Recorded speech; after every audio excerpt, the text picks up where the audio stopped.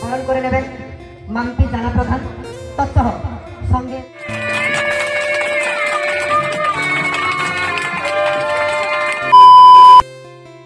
Hey guys, welcome back to my channel.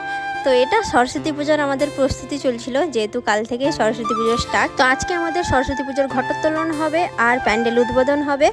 এখানকার সরস্বতী পুজোর সবথেকে স্পেশাল ওয়ান হচ্ছে ঠাকুরের মণ্ডপ। এই যে এখানে চন্দ্রযান 3টা দেখছো, এটা কোনো বাইরের লোককে ভাড়া করে আনানো হয়নি বানানোর জন্য, এটা নিজেরাই বানিয়েছে কমিটির ছেলেরা। তো এটা হচ্ছে সবথেকে স্পেশাল, নিজের হাতে তৈরি করা জিনিস কতই না আনন্দ লাগে পুজো করতে, তাই না বলো?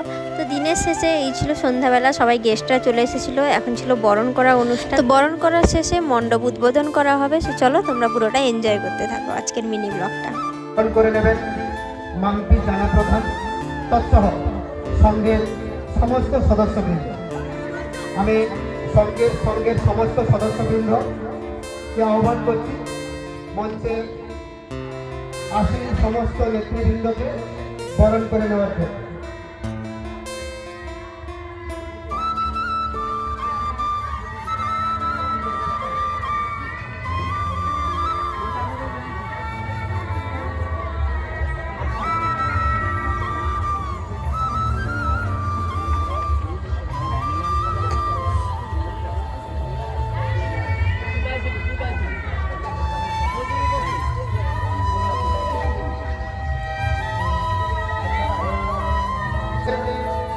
সবার প্রিয়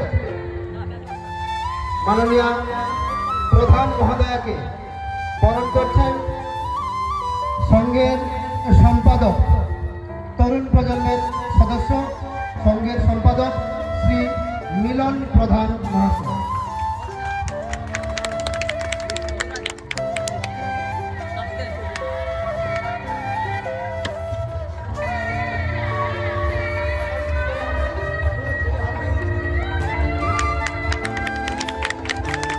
আমরা বরণ করে নিচ্ছি 5 নম্বর বৈশাখর গ্রাম পঞ্চায়েতের সম্মানীয় উপপ্রধান মহোদয় দীপক বেরা মহাশয়।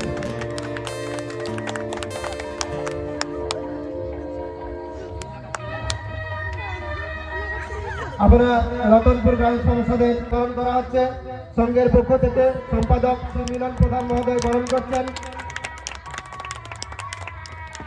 এরপর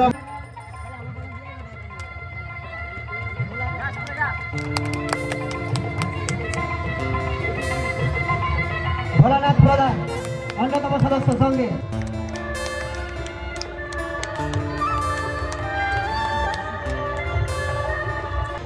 জীবনে এই প্রথমবার আমি স্টেজে উঠে এই বরণ টরণ করছি। সত্যি বলছি, আমি এর আগে কোনোদিন এরকম কিছু করিনি, তাই জন্য একটু হেজিটেট লাগছিল। কিন্তু সত্যি কথা বলতে ভীষণ ভালোও লেগেছে, কারণ এই চন্দ্রযান 3 মণ্ডপটা বানাতে অনেকের অনেক পরিশ্রম আছে, যেটা সত্যি মুখে বলাই যায় না। চলো এইটুকু করতে পেরে ভালো লাগলো যে হ্যাঁ চলো কিছু তো করতে পারলাম। আর একটা কথা আমি এখানে এসে জানলাম যে আজকে যে এই দৃষ্টিনন্দন পুজো প্যান্ডেলটি করা হয়েছে, এটা কোনো প্রফেশনাল ডেকোরেটরকে দিয়ে করা হয়নি, স্থানীয় ক্লাবের ছেলেরাই তারাই হাতে হাত মিলিয়ে করেছে। এটা একটা ধন্যবাদযোগ্য প্রশংসাযোগ্য উদ্যোগ। এর জন্য আমি আপনাদেরকে আবারও অভিনন্দন জানাচ্ছি। আপনাদেরকে পুনরায় আবার ধন্যবাদ জানাই যে আমাদেরকে এখানে আসার সুযোগ করে দেওয়ার জন্য। আমার বিশেষ কাজ রয়েছে, সেই জন্য খুব ব্যস্ত আছি।